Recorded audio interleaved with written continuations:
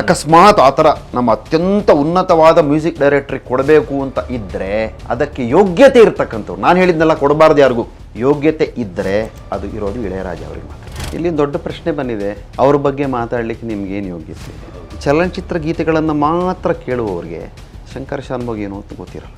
ಶಂಕರ್ ಶಾನ್ಭೋಗ್ 3 ಗಂಟೆಗಳ ಕಾಲ ಬರೀ ವಚನಗಳನ್ನು ಹಾಡಬಲ್ಲರು, 3 ಗಂಟೆಗಳ ಕಾಲ ಬರೀ ದಾಸರ ಪದಗಳನ್ನು ಹಾಡಬಲ್ಲರು, 3 ಗಂಟೆಗಳ ಕಾಲ ತತ್ವಪದಗಳನ್ನೇ ಹಾಡಬಲ್ಲರು, 3 ಗಂಟೆಗಳ ಕಾಲ ದೇಶಭಕ್ತಿ ಗೀತೆಗಳನ್ನೇ ಹಾಡಬಲ್ಲರು, 3 ಗಂಟೆಗಳ ಕಾಲ ಜಾನಪದ ಗೀತೆಗಳನ್ನೂ ಹಾಡಬಲ್ಲರು. ಹಂಸಲೇಖ ಅವರು ಮಾಡದಿರೋ ಒಂದು ಕೆಲಸ ನಾನು ಮಾಡಿದ್ದೀನಿ. ಒಂದು ಆಲ್ಬಮಲ್ಲಿ 8 ಹಾಡುಗಳನ್ನು ಬರೆದು ಸಂಯೋಜನೆ ಮಾಡಿ ನಾನೇ ಹಾಡಿದ್ದೀನಿ. ಆ ಟೈಟ್ಲ್ ಬಂದು ಅನಂತ ನಮನ ಅಂತೇಳಿ ಯೂಟ್ಯೂಬ್ಗೆ ಹೋಗಿ ಸರ್ಚ್ ಮಾಡಿದ್ರೆ ಸಿಗುತ್ತೆ. ನಮ್ಮದೊಂದು ಟ್ರಯೋ, ಸಾಹಿತ್ಯ ವಿ ವಿ ಗೋಪಾಲ್ ಅವರು, ಸಂಗೀತ ಬಿ ಕೆ ಚಂದ್ರಶೇಖರ್ ಅವರು, ಗಾಯನ ಶಂಕರ್ ಶಾನ್ಭೋಗ್. 100 ಹಾಡುಗಳನ್ನು ರೆಕಾರ್ಡ್ ಮಾಡಿದ್ದೀವಿ. ನಾನು ವಿ ವಿ ಗೋಪಾಲ್ ಅವ್ರ ಮನೆಯಲ್ಲಿ ತುಂಬ ಹಸುವಾದಾಗ ಹೋಗಿ ಎಷ್ಟೋ ಸರಿ ರಾತ್ರಿ ಬಾಗಿಲು ಬಡಿದು ಊಟ ಮಾಡಿದ್ದಿದೆ.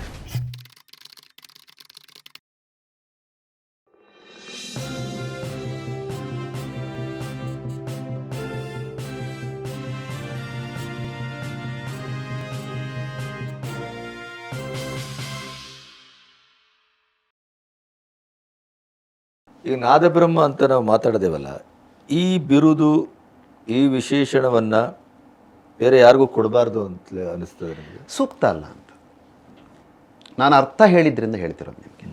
ಅವ್ರು ಇಟ್ಕೊಂಡ್ಲಿಪ್ಪ, ಅವ್ರಿಗೆ ಖುಷಿ ಇದ್ದರೆ ಇಟ್ಕೊಂಡ್ಲಿ. ಫಸ್ಟ್ ಆಫ್ ಆಲು ಅದರ ಅರ್ಥ ಚೆನ್ನಾಗಿ ಗೊತ್ತಿರೋದು ಯಾರಿಗೆ ಗೊತ್ತಾ ನಿಮಗೆ? ಹಂಸಲೇಖ ಅವ್ರಿಗೆ. ಆಮೇಲೆ ನಮ್ಮ ಕ್ಷೇತ್ರದಲ್ಲಿ ನೋಡಿ ಇನ್ನೊಂದು ಹೇಳ್ತೀನಿ, ಅಕಸ್ಮಾತ್ ಆ ಥರ ನಮ್ಮ ಅತ್ಯಂತ ಉನ್ನತವಾದ ಮ್ಯೂಸಿಕ್ ಡೈರೆಕ್ಟ್ರಿಗೆ ಕೊಡಬೇಕು ಅಂತ ಇದ್ದರೆ ಅದಕ್ಕೆ ಯೋಗ್ಯತೆ ಇರ್ತಕ್ಕಂಥವ್ರು, ನಾನು ಹೇಳಿದ್ನೆಲ್ಲ ಕೊಡಬಾರ್ದು ಯಾರಿಗೂ, ಯೋಗ್ಯತೆ ಇದ್ದರೆ ಅದು ಇರೋದು ಇಳೆಯರಾಜ ಅವರಿಗೆ ಮಾತ್ರ. ಇಡೀ ಭಾರತ ದೇಶದಲ್ಲಿ 1500ಕ್ಕಿಂತಲೂ ಹೆಚ್ಚು ಚಿತ್ರಗಳಿಗೆ ಸಂಗೀತ ನೀಡಿದವರು ಇಳೆಯರಾಜ ಅವರು. ಕೊಟ್ಟರೆ, ನಾನು ಆಗಲೇ ಎಕ್ಸ್ಪ್ಲೇನ್ ಮಾಡಿದೆ ನಿಮಗೆ, ಸರಸ್ವತಿಗೂ ಇಲ್ಲ, ಪುರಂದರದಾಸರಿಗೂ ಇಲ್ಲ, ತ್ಯಾಗರಾಜರಿಗೂ ಇಲ್ಲ, ಯಾರಿಗೂ ಕೊಡೋಂಗಿಲ್ಲ. ಅದು ಒಬ್ಬನೇ ವಿಠ್ಠಲ ಮಾತ್ರ. ನನ್ನ ಆ ಸ್ಟೇಟ್ಮೆಂಟಿಗೆ ನಾನು ಬದ್ಧನಾಗಿದ್ದೇನೆ. ಅಕಸ್ಮಾತ್ ಕೊಟ್ಟರೆ ತಗೊಳ್ಳೋ ಮುಂಚೆ ಯೋಚನೆ ಮಾಡಬೇಕು, ನಾನಾ ಭಗವಂತ ಅಂತ. ನೀನಾ ಭಗವಂತ ಅಲ್ಲ, ನಾನಾ ಭಗವಂತ ಯೋಚನೆ ಮಾಡಬೇಕು. ನಾನು ಭಗವಂತ ಅನ್ನೋದು ಹೌದು ಅಂತ ಆದರೆ ಮತ್ತೆ ತಗೊಳ್ಳಿ, ಹೇಳ್ಕೊಳ್ಳಿ. ಆಮೇಲೆ ಕೊಟ್ಟವ್ರು ಯಾರು ಅನ್ನೋದ್ರ ಬಗ್ಗೆನೂ ಒಂದು ಚರ್ಚೆ ನಡೀತಾ ಇದೆ. ಒಂದು ಸಂಸ್ಥೆ ಬೇಕಲ್ಲ, ಅದಿನ್ನೂ ಹುಡುಕಾಟ ನಡೀತಾ ಇದೆ. ಇರಲಿ. ಇಲ್ಲಿ ದೊಡ್ಡ ಪ್ರಶ್ನೆ ಬಂದಿದೆ, ಅವ್ರ ಬಗ್ಗೆ ಮಾತಾಡಲಿಕ್ಕೆ ನಿಮ್ಗೇನು ಯೋಗ್ಯತೆ ಇದೆ? ಹೌದು ನೋಡಿ, ನನಗೀಗ 62 ವರ್ಷ, ಸಂಗೀತ ಕ್ಷೇತ್ರದಲ್ಲಿ 42 ವರ್ಷಗಳ ಪರಿಶ್ರಮ ಇದೆ. ಆಮೇಲೆ ಇಲ್ಲಿ ಎಲ್ಲರೂ ಚಲನಚಿತ್ರ ಗೀತೆಗಳನ್ನು ಮಾತ್ರ ಕೇಳುವವರಿಗೆ ಶಂಕರ್ ಶಾನ್ಭೋಗ್ ಏನು ಅಂತ ಗೊತ್ತಿರಲ್ಲ.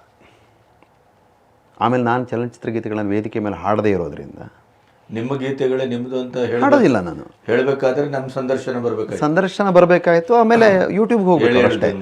ಯಾಕಂದ್ರೆ ನಾನು ಅದನ್ನು ಎಲ್ಲೂ ನನ್ನ ಬಯೋಡಾಟದಲ್ಲೂ ನಾನೊಬ್ಬ ಚಲನಚಿತ್ರ ಹಿನ್ನೆಲೆ ಗಾಯಕ ಅಂತ ನಾನು ಪ್ರತಿಬಿಂಬಿಸ್ಲಿಕ್ಕೆ ಇಷ್ಟಪಡೋದಿಲ್ಲ. ಆದರೆ ಈ ಚಲನಚಿತ್ರ ಗೀತೆಗಳನ್ನು ಹೊರತುಪಡಿಸಿ ದೊಡ್ಡ ಸಮುದ್ರ ಇದೆ ಸಂಗೀತದ್ದು. ಹಿಂದೂಸ್ತಾನಿ ಶಾಸ್ತ್ರೀಯ ಸಂಗೀತ ಇದೆ, ಕರ್ನಾಟಕ ಶಾಸ್ತ್ರೀಯ ಸಂಗೀತ ಇದೆ, ವಚನ ಗಾಯನ ಇದೆ, ದಾಸರ ಪದ ಇದೆ, ದೇಶಭಕ್ತಿ ಗೀತೆಗಳಿದ್ದಾವೆ, ಭಾವಗೀತೆಗಳಿದ್ದಾವೆ, ಜಾನಪದ ಗೀತೆಗಳಿದ್ದಾವೆ, ಮರಾಠಿ ಅಭಂಗ್ಸ್ ಇದೆ, ಹಿಂದಿ ಭಜನ್ಸ್ ಇದೆ, ಗಜಲ್ಸ್ ಇದೆ.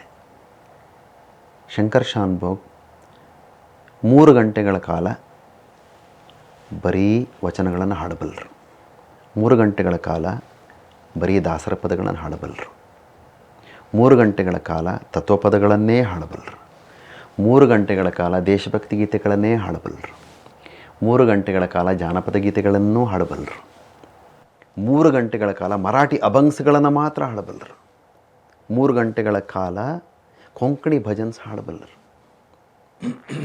3 ಗಂಟೆಗಳ ಕಾಲ ಗಜಲ್ ಹಾಡಬಲ್ಲರು. ಇದು ಕ್ಯಾನ್ವಾಸ್ ಇದೆಯಲ್ಲ, ಇದು ಅವ್ರಿಗೆ ಗೊತ್ತಿಲ್ಲ. ಕರೆಕ್ಟ್. ಹಾಂ, ಮತ್ತು ಇಲ್ಲಿ ಅಹಂಕಾರ ಇಲ್ಲ. ಮತ್ತೆ ಹೇಳ್ತೀನಿ, ಇದೆಲ್ಲ ಭಗವಂತನ ದಯೆಯಿಂದ ಬಂದಿರತಕ್ಕಂಥದ್ದು, ಅಧ್ಯಯನದಿಂದ ಬಂದಿರತಕ್ಕಂಥದ್ದು. ಫಲ ಕೊಡುವವನವನೇ. ಆಮೇಲೆ ಇನ್ನು ಕೆಲವರು ಅವ್ರ ಥರ ಒಂದು ಹಾಡು ಬರೆದ್ಬಿಡಿ ಅಂತ ಹೇಳಿದರು. ಹಂಸಲೇಖ ಅವರು ಮಾಡದಿರೋ ಒಂದು ಕೆಲಸ ನಾನು ಮಾಡಿದ್ದೀನಿ. ಒಂದು ಆಲ್ಬಮಲ್ಲಿ 8 ಹಾಡುಗಳನ್ನು ಬರೆದು ಸಂಯೋಜನೆ ಮಾಡಿ ನಾನೇ ಹಾಡಿದ್ದೀನಿ. ಆ ಟೈಟ್ಲ್ ಬಂದು ಅನಂತ ನಮನ ಅಂತೇಳಿ. ಯೂಟ್ಯೂಬ್ಗೆ ಹೋಗಿ ಸರ್ಚ್ ಮಾಡಿದ್ರೆ ಸಿಗುತ್ತೆ. ಬಹುಶಃ ಈ ಕೆಲಸವನ್ನು ಹಂಸಲೇಖ ಮಾಡಿಲ್ಲ ಕಾಣುತ್ತೆ. ಅವ್ರು ಹಾಡಿಲ್ವಲ್ಲ, ಅದಕ್ಕಾಗಿ ಹೇಳುತ್ತೆ. ಯಾರೋ ನಂಗೆ ಚಾಲೆಂಜ್ ಮಾಡಿದ್ದಕ್ಕೆ ಹೇಳಿದ್ದು. ನಾನು 100 ಚೌಪದಿಗಳನ್ನು ಬರೆದಿದ್ದೇನೆ, ರಾಮ ರಾಮ ಅಂತಕ್ಕಂಥ ಕಾವ್ಯನಾಮದೊಂದಿಗೆ. ಆಮೇಲೆ ಇದು ತುಂಬ ವಿಶೇಷವಾದ್ದು.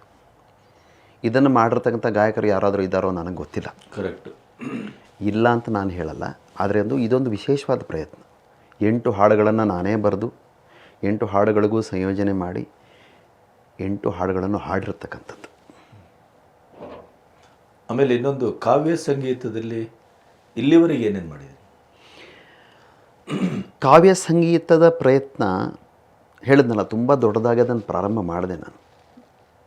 ಅದರಲ್ಲಿ 4-5 ಸಾಮಾಜಿಕವಾದ ಚಿಂತನೆಯ ಕಾರ್ಯಕ್ರಮಗಳನ್ನು ನಾನು ಹಮ್ಮಿಕೊಂಡೆ. ಮೊದಲನೇದಾಗಿ ಅಂತರಂಗ ಅಂತ ಒಂದು ಕಾರ್ಯಕ್ರಮ. ಇದನ್ನು ನಾನು HS ವೆಂಕಟೇಶ ಮೂರ್ತಿಯವರು, BR ಲಕ್ಷ್ಮಣರಾವ್ ಅವರು, ಆಮೇಲೆ ಡಾಕ್ಟರ್ NS ಲಕ್ಷ್ಮೀನಾರಾಯಣ ಭಟ್ರು ಇವರೊಟ್ಟಿಗೆಲ್ಲ ಸೇರಿಕೊಂಡು, ಅಂತರಂಗ ಅಂದರೆ ಕಾವ್ಯದ ಅಂತರಂಗವನ್ನು ಹೇಳೋದು. ಎಷ್ಟು ಅದ್ಭುತವಾದ ವಿಚಾರಗಳು ಗೊತ್ತಾ ಗಣಪತಿ ಅವರೇ.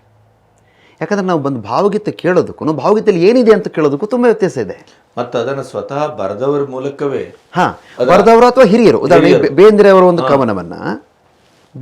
ಒಂದು ಕವನವನ್ನು HSV ಅವರು ವಿಶ್ಲೇಷಣೆ ಮಾಡಿ, ಅಥವಾ NS ಲಕ್ಷ್ಮೀನಾರಾಯಣ ಭಟ್ರು ವಿಶ್ಲೇಷಣೆ ಮಾಡಿ ನಂತರ ಹಾಡಿದಾಗ ಅದು ಕೊಡುವ ಒಂದು ಔಟ್ಕಮ್ ಇದೆಯಲ್ಲ, ಹೌದೌದು, ಅದು ತಲೆಯಲ್ಲಿ ರಿಜಿಸ್ಟರ್ ಆಗಿಬಿಡುತ್ತೆ. ಅಯ್ಯೋ, ಇಷ್ಟೆಲ್ಲ ಇದೆಯಾ ಸಾಹಿತ್ಯದಲ್ಲಿ.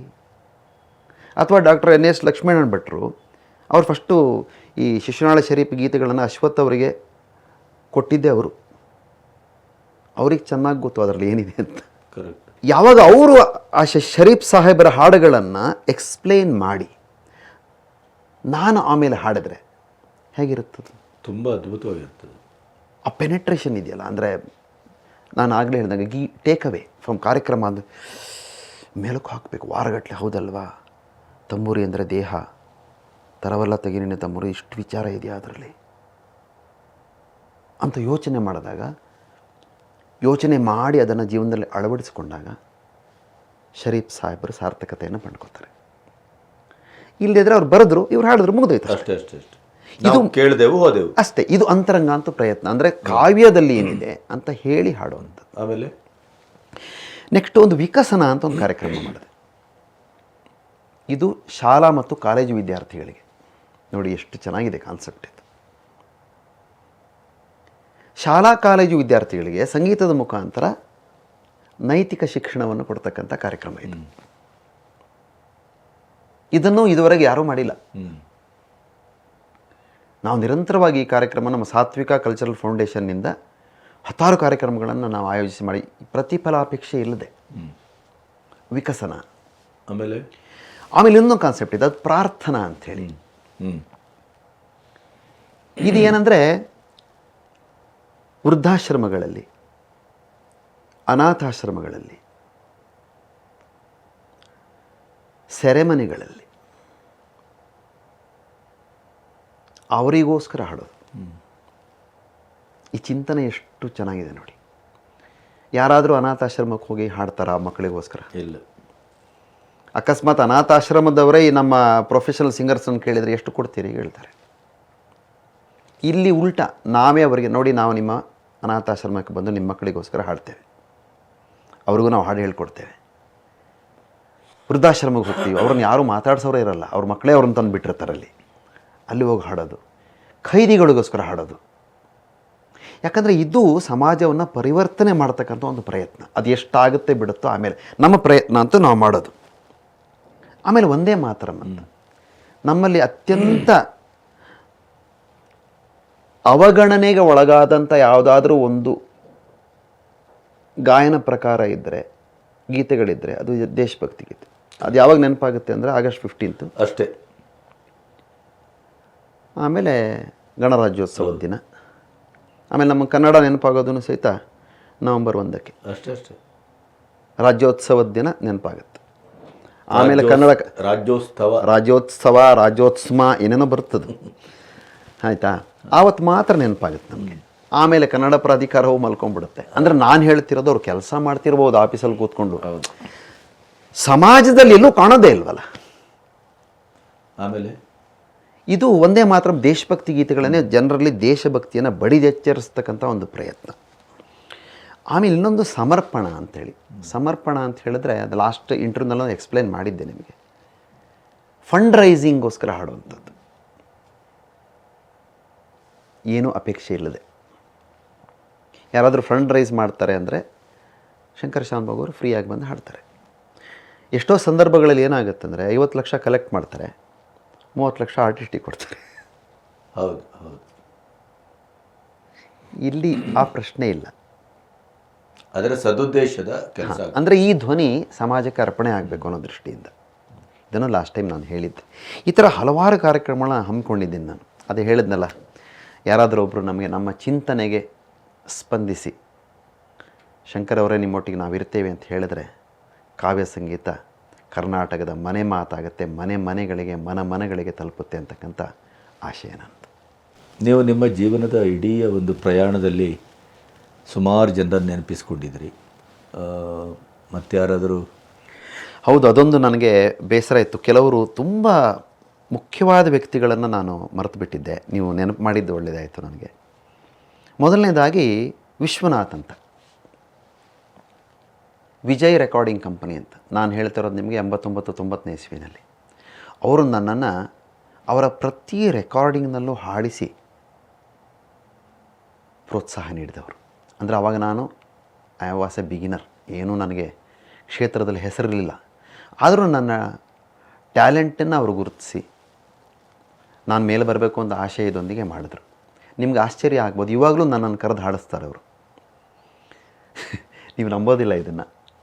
ನಮ್ಮಿಬ್ಬರ ಮಧ್ಯದಲ್ಲಿ ಯಾವತ್ತೂ ಪೇಮೆಂಟ್ ವಿಷಯ ಮಾತೇ ಆಗಿಲ್ಲ. ಆವತ್ತಿಂದ ಇವತ್ತಿನವರೆಗೂ ರೆಕಾರ್ಡಿಂಗ್ ಆದಮೇಲೆ ನಾನು ನನ್ನ ಜೇಬನ್ನು ಹಿಂಗೆ ಓಪನ್ ಮಾಡೋದು, ಅವರೊಂದು ಕವರ್ ಅದರಲ್ಲಿ ಹಾಕೋದು, ಅಷ್ಟೇ, ಮುಗಿದೋಯ್ತು. ನೋಡೋದು ಇಲ್ಲ, ಎಣಿಸೋದು ಇಲ್ಲ. ಇವರೊಬ್ಬರು. ನಂತರ ಉಡುಪಿ ವಾಸುದೇವ್ ಭಟ್ ಅಂತ, ಇವರನ್ನು ನಾನು ಮರ್ತಿದ್ದೆ, ನಂಗೆ ತುಂಬ ನೋವಾಯಿತು. ನಾದವೈಭವ. ಹೌದು, ನನ್ನ ಮೊದಲನೇ ಕ್ಯಾಸೆಟನ್ನು ರಿಲೀಸ್ ಮಾಡಿದ್ದೆ ನಾದವೈಭವ. ಅವರನ್ನು ಮರೆತರೆ ನಾನು ನಿಜವಾಗಲೂ ಕೃತಜ್ಞನಾಗಿ ಬಿಡ್ತೇನೆ. ಅವರು ಸಹಿತ ಅವರ ಜೀವನದಲ್ಲಿ ಅವರ ಎಲ್ಲ ರೆಕಾರ್ಡಿಂಗ್ಗಳಲ್ಲಿ, ಅವರ ಶೋಗಳಲ್ಲಿ ಅವರು ಬೈಬಲ್ ಬಗ್ಗೆ ಒಂದು ಶೋ ಮಾಡೋರು. ಅಂದರೆ ನಮ್ಮ ಯೇಸುವಿನ ಜೀವನಗಾಥೆ ಬಗ್ಗೆ. ಅದರಲ್ಲಿ ನಿರಂತರವಾಗಿ ನಾನು ಹಾಡ್ತಿದ್ದೆ. ಅವರ ಎಲ್ಲ ರೆಕಾರ್ಡಿಂಗ್ಸ್ಗಳಲ್ಲೂ ನನ್ನನ್ನು ಹಾಡಿಸಿದ್ದಾರೆ. ಆವಾಗ ನಾನು ಉಡುಪಿಯಿಂದ ಕಾರಲ್ಲಿ ಬರ್ತಾಯಿದ್ವಿ ಇಲ್ಲಿಗೆ. ನಾನು 88-89 ಹೇಳೋದು. ರೆಕಾರ್ಡಿಂಗ್ ಆಗಬೇಕಾದ್ರೆ ನಾಳೆ ಬೆಳಗ್ಗೆ ಹೊರಡೋಣ ಶಂಕರ್ ಅವರೇ ಅಂತ ಆಯ್ತು, ಅವ್ರ ಕಾರಲ್ಲೇ ಹೋಗೋದು, ರೆಕಾರ್ಡಿಂಗ್ ಮುಗಿಸ್ಕೊಂಡು ಮತ್ತೆ ಮನೆಗೆ ಬರೋದು. ಅಂದರೆ ಇಲ್ಲಿ ಬಂದು ನಾನು ನೆಲೆ ನಿಲ್ಲೋದಕ್ಕಿಂತ ಮುಂಚೆ ಆಗಿದ್ದೆ. ಹೌದು, ಗೊತ್ತಾಯ್ತು. ಸೊ ಅವ್ರನ್ನೊಂದು ನಾನು ನೆನಪಿಸ್ಕೊಳ್ತೇನೆ. ನೆಕ್ಸ್ಟ್ ಇನ್ನೊಬ್ಬರು ಕವಿ ವಿ ವಿ ಗೋಪಾಲ್ ಅಂಥೇಳಿ. ನಮ್ಮದೊಂದು ಟ್ರಯೋ. ಸಾಹಿತ್ಯ ವಿ ವಿ ಗೋಪಾಲ್ ಅವರು, ಸಂಗೀತ ಬಿ ಕೆ ಚಂದ್ರಶೇಖರ್ ಅವರು, ಗಾಯನ ಶಂಕರ್ ಶಾನ್ಭೋಗ್ ಅವರು. 100 ಹಾಡುಗಳನ್ನು ರೆಕಾರ್ಡ್ ಮಾಡಿದ್ದೀವಿ ನಾವು.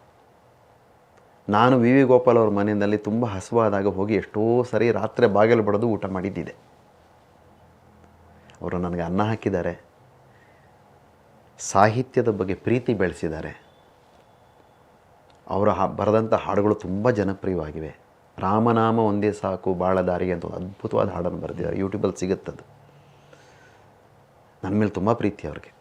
ಆಮೇಲೆ ನಾನು ಅಷ್ಟೇ, ನಾನು ಮ್ಯೂಸಿಕ್ ಡೈರೆಕ್ಟರ್ ಆದಮೇಲೆ ಅವ್ರ ಕೈಲೂ ಕೆಲವು ನನ್ನ ಬ್ಯಾಲೆಗಳಿಗೆ ಇದಕ್ಕೆಲ್ಲ ಹಾಡುಗಳನ್ನು ಬರೆಸ್ಕೊಂಡಿದ್ದೀನಿ. ಅವರನ್ನು ಮರೆತದ್ದು ಸಹಿತ ನನಗೆ ಸ್ವಲ್ಪ ನಾನು ಮನೆಗೆ ಹೋದ್ಮೇಲೆ ಯೋಚನೆ ಮಾಡಿದಾಗ ಅನಿಸ್ತು, ಇಲ್ಲ ಗೋಪಾಲ್ ಅವರಿಗೆ ನಾನು ನನ್ನ ಕೃತಜ್ಞತೆಗಳನ್ನು ಹೇಳಬೇಕು ಅನಿಸ್ತು. ಅವರು ಇನ್ನೊಂದು ಹುಣಸಾಳ ಅನ್ನೋ ಕಡೆ ಒಂದು ಮಠ ಇದೆ, ಅಲ್ಲಿ ನಿಜಗುಣ ದೇವರು ಅಂತ ಒಬ್ಬರು, ಅವರು ಸಾಹಿತಿಗಳು ಹಾಗೂ ಸಂಗೀತ ಸಂಯೋಜಕರು, ಸ್ವಾಮೀಜಿಯವರು. ಅವರು ಒಂಥರ ವಿಚಿತ್ರವಾದ ಪ್ರೀತಿ ನನ್ನ ಮೇಲೆ. ಅವರ ಕ್ಯಾಸೆಟ್ನಲ್ಲಿ 4 ಹಾಡು ನಂದು.